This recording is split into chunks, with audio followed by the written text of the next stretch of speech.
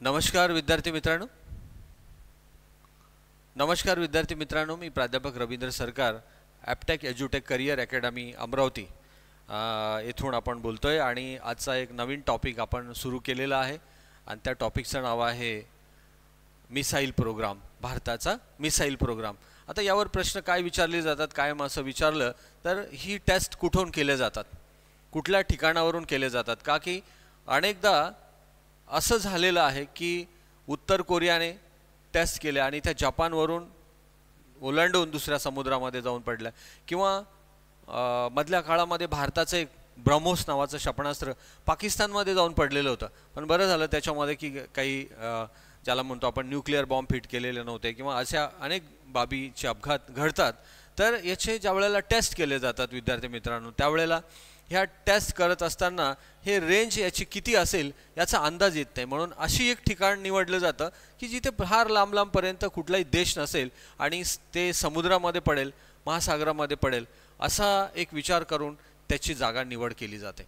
तर आता भारताचा जो मिसाईल प्रोग्राम आहे हा खूप सुंदर असा प्रोग्राम APJ अब्दुल कलाम, भारताचे आपले ग्रेट शास्त्रज्ञ, यांनी तयार केलेला होता आणि त्यांना मिसाईल मॅन म्हणून ओळखतो आपण, तुम्हाला सर्वांना माहितीच आहे। आणि यांनी भारतासाठी बेस्ट अँड बेस्ट मिसाईल तयार केलं पहिलं, त्याचं नाव होतं पृथ्वी। म्हणजे 1982 1982-83ला हा missile programme APJ Abdul Kalam यांच्या नियंत्रणाखाली सुरू झाला आणि 85 मध्येच भारताचं पहिलं क्षेपणास्त्र तयार झालं आणि त्या क्षेपणास्त्राचं नाव होतं पृथ्वी। खूप लाडाने नाव ठेवलं पृथ्वी, का की पृथ्वीराज चौहान हे भारताचे दिल्लीचे ग्रेट राजा होऊन गेले, यांच्या नावावर ते नेव्ही, आर्मी, एअरफोर्स या तिन्हीसाठीचं व्हर्जन्स आपलं तयार आहे आणि कम्प्युटराईज आहे आणि खूप बेस्ट आहे, जगातलं एक बेस्ट वेपन्स म्हणून ते समजलं जातं। त्यानंतर अग्नीवर पण आपण बरंच मोठं काम केलेलं आहे। अग्नी तर आपलं इंटरकॉन्टिनेंटल मिसाईल आहे, धनुष्य आहे।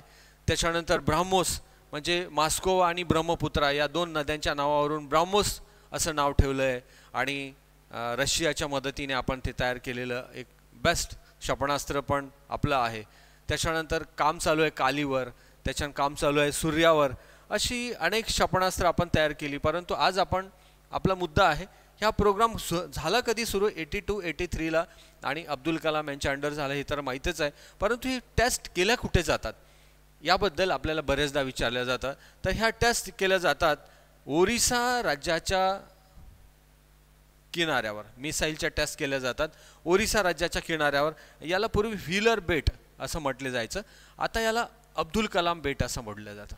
म्हणजे फार लांब लांबपर्यंत याच्यामध्ये कुठलाही देश नाही, म्हणजे बंगालचा उपसागर आणि त्याच्यानंतर आहे हिंदी महासागर, आणि इथे किती लांबीपर्यंत आपण ज्या टेस्ट केल्या तर त्या टेस्टचा परिणाम इतर देशांवर किंवा काही प्रॉब्लेम न होता आपण त्या टेस्ट केल्या जातात।